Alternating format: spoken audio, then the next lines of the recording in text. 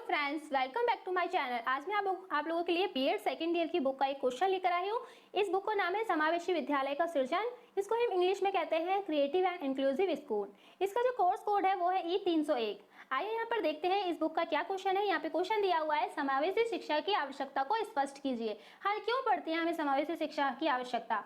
समावेशी शिक्षा का पहले तो अर्थ जान लेते हैं। समावेशी शिक्षा का अर्थ होता है कि असामान्य और सामान्य बच्चों को एक साथ शिक्षा दी जाए। पहले के जमाने में क्या होता था कि जो बच्चे विकलांग होते थे उनको जो है अलग से शिक्षा प्रदान की जाती थी। एक तो शारीरिक रूप से विकलांग होते हैं, जिन जैसे कि हाथ से नहीं लिख पा रहे हैं या फिर आंखों से नहीं देख पा रहे हैं या फिर अलग अलग विकलांगता होती है। लेकिन ऐसे बच्चों को क्या है, अलग से शिक्षा प्रदान की जाती थी जिनका मानसिक संतुलन ठीक नहीं होता था।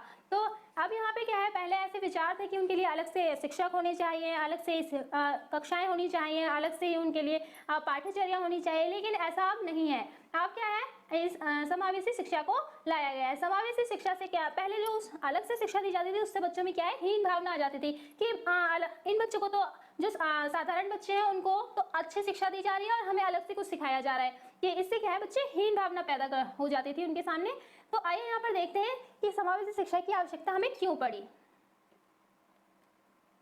यहाँ पर जो है पहला पॉइंट दिया हुआ है, समानता का सिद्धांत। समानता के सिद्धांत के अंतर्गत बताया है, भारतीय संविधान के अनुसार प्रत्येक बच्चे को बिना किसी भेदभाव के एक समान शिक्षा प्राप्त करने का अधिकार है। हम बच्चों को शिक्षा देने हेतु किसी प्रकार का भेदभाव नहीं करते। इस उद्देश्य को पूरा करने के लिए असमर्थ बच्चों को समावेशी शिक्षा देना अनिवार्य है। अब देखिए यहाँ पे भी यही बताया हुआ है कि संविधान ने क्या किया है कि संविधान के अनुसार जो है हर एक बच्चे को जो है शिक्षा लेने का अधिकार है। कोई भी बच्चा शिक्षा ग्रहण कर सकता है। लेकिन इसमें जो है बच्चों में भेदभाव नहीं किया जाता कि ये विकलांग है तो इसको आगे बैठाओ या फिर बिल्कुल मतलब उसके ऊपर ध्यान ही मत दो। जो सामान्य बच्चे उन पर ध्यान दो, जिनको समझ में आ रहा है उनसे पूछो क्वेश्चन। ऐसा नहीं होता है। समान स्थिति, समान ही सबसे क्वेश्चन पूछे जाते हैं, समान ही सबको पढ़ाया जाता है और समान ही उनकी समझ में आना चाहिए। क्योंकि एक बच्चे को अच्छे से समझ में आ गया है, ऐसा नहीं है एक बच्चे को समझ में आ गया है, सामान्य बच्चे को समझ में आ गया तो हम वही क्वेश्चन उसको खत्म कर दें। नहीं, असामान्य बच्चों की समझ में भी आना चाहिए। उनको एक नहीं तो दूसरे तरीके से समझाना है, लेकिन दोनों को बराबरी से लेकर चलना है। तो ये इससे क्या है, उनके अंदर समानता का भाव आता है कि हाँ, उन बच्चों ने ये सीखा है तो हमने भी ये सीखा।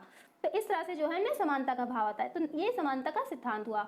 नेक्स्ट यहाँ पे पॉइंट दिया हुआ है, प्राकृतिक वातावरण।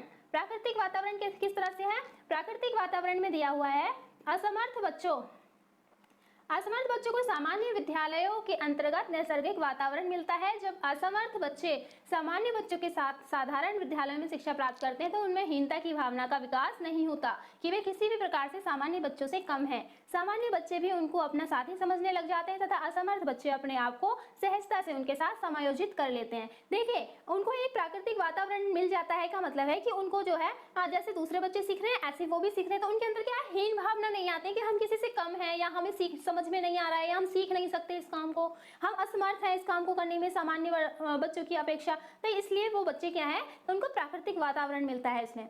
नेक्स्ट यहाँ पे पॉइंट देखिए, यहाँ पे आता है शैक्षिक वातावरण। शैक्षिक वातावरण क्या है कि जब असमर्थ बच्चे को सामान्य विद्यालय में भेजा जाता है तो शैक्षिक तौर पर वह अपने आप को विद्यालय में समायोजित कर लेता है तथा उसके मन में यह विचार नहीं आता कि वह दूसरे बच्चों की अपेक्षा किसी भी क्षेत्र में कम है। अध्यापक तथा दूसरे कर्मचारियों का सहयोग व व्यवहार भी उनको अनुकूल परिस्थितियां प्रदान करता है तथा बच्चा शैक्षिक दृष्टि से उन्नति करता है। तो यहाँ पे बताया गया है शैक्षिक वातावरण के बारे में कि यहाँ पे अगर समावेशी शिक्षा के अंतर्गत बच्चा शिक्षा ग्रहण करता है तो उसको ये नहीं महसूस होता है कि मैं किसी चीज में कम हूँ या फिर मुझे समझ में नहीं आ रहा है या मुझसे कोई पूछ नहीं रहा है या मुझे हीन दृष्टि से देखा जा रहा है कि ये अपंग है, ये देख नहीं सकता है, ये काम नहीं कर सकता है, इसको समझ में नहीं आता, इसको समझ में नहीं आता है, ये बहुत ही क्या कहते हैं, समझ में दिमाग कम है इसके अंदर। ऐसा नहीं है। उसको शैक्षिक वातावरण मिलता है और बच्चों को जो सहयोग मिलता है अपने सहपाठियों का तो उसको अच्छा लगता है और वो और ज्यादा सीखने के लिए उत्सुक हो जाता है। तो इसलिए वहां पर शैक्षिक वातावरण भी उनका बेहतर होता है। नेक्स्ट यहाँ पे पॉइंट देखते हैं, ये कम खर्चीली होती है। कम खर्चीली कैसे? भारत जैसे विशाल देश को उन्नति और विकास हेतु अधिक धन की आवश्यकता होती है। असमर्थ बच्चों के लिए सभी प्रकार के शैक्षिक कार्यक्रमों का प्रबंध करने के लिए अधिक पैसे की भी आवश्यकता होती है। इसके लिए विशेष रूप से प्रशिक्षण प्राप्त अध्यापक, मनोवैज्ञानिक, डॉक्टर आदि की जरूरत पड़ती है। जबकि सामान्य विद्यालय में इस प्रकार की काफी सुविधाएं पहले से भी होती है और विशिष्ट बच्चों को सामान्य विद्यालयों में पढ़ाना कम खर्चीला होता है। इस दृष्टि से समावेशी शिक्षा अधिक सस्ती होती है। देखिए यहाँ पे कम खर्चीला पॉइंट किस लिए डाला गया है कि देखिए, अलग से अगर किसी विकलांग व्यक्ति के लिए जो है अलग से स्कूल खोला जाए या फिर अलग से कुछ प्रबंध किए जाएं, तो उसके लिए अलग से तो अध्यापकों की जरूरत पड़ेगी, अलग से पाठ्यक्रम बनाने की जरूरत पड़ेगी, अलग से उसको चिकित्सक की जरूरत पड़ेगी। सभी चीजें अलग कर देने के बाद एक तो उसके अंदर हीन भावना इतनी भर जाएगी कि हम सबसे कम हैं, हम सब कुछ नहीं सीख पा रहे हैं, और दूसरे बच्चों से अलग होता चला जाएगा। और दूसरी बात, ये कम खर्चीली इसलिए है क्योंकि समावेशी शिक्षा के अंतर्गत सारी सुविधाएं पहले से होती है और दूसरे बच्चों की तरह ही असामान्य बच्चों को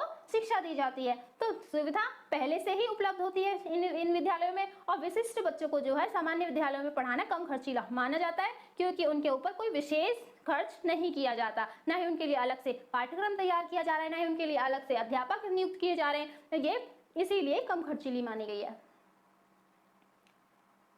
नेक्स्ट यहाँ पे जो पॉइंट दिया गया है, ये पॉइंट है मानसिक विकास। अब उनका मानसिक विकास किस तरह से होता है? असमर्थ बच्चों को विशिष्ट शिक्षा अलग विद्यालयों में निपुण व प्रशिक्षित अध्यापकों की देखरेख में प्रदान की जाती है, लेकिन असमर्थ बच्चों में इस बात को लेकर मानसिकहीनता विकसित हो जाती है कि हमें सामान्य बच्चों के साथ क्यों नहीं पढ़ाया जा रहा, जबकि हम भी उन जैसे ही हैं। उनका जो है इसका उन पर जो है नकारात्मक प्रभाव पड़ता है, वो सीख नहीं पाते, उनके दिमाग में सिर्फ यही बातें चलती रहती है कि हम जो है अलग हैं दूसरे सामान्य बच्चों से। हाँ, इसलिए हम पर लोग ज्यादा ध्यान दे रहे हैं, हम पर टीचर ज्यादा ध्यान दे रहा है, तो हम क्या करें समझ में नहीं आ रहा है कि किस तरह से सीखें, किस तरह से आगे बढ़ें, और इस तरह से वो जो है हीन दृष्टि होती जाती है उनकी। तो इसके बाद यहाँ पे देखिए,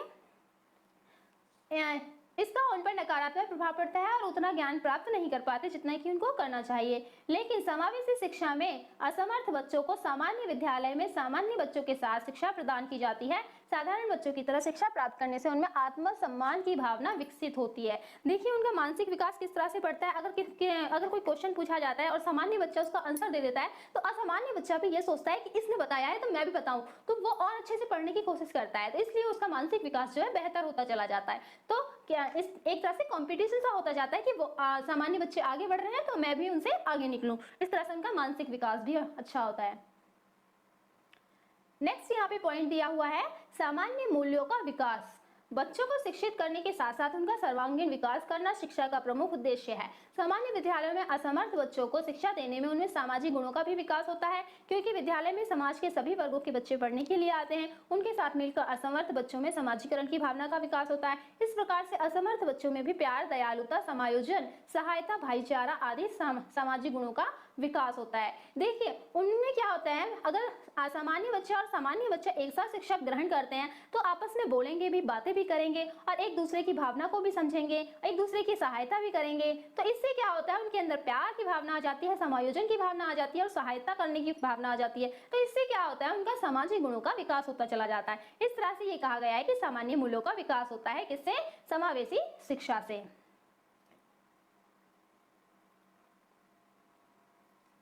आई होप आपने ये बहुत अच्छे से वीडियो सुना होगा बिना स्किप किए, तो इसलिए आपको अच्छे से समझ में भी आया होगा। मैं आशा करती हूँ अगर आपको ये वीडियो अच्छा लगा हो तो लाइक शेयर सब्सक्राइब जरूर करें, ताकि आपको आने वाली वीडियो आसानी से मिल सके। ओके बाय फ्रेंड्स, मिलते हैं आपको नेक्स्ट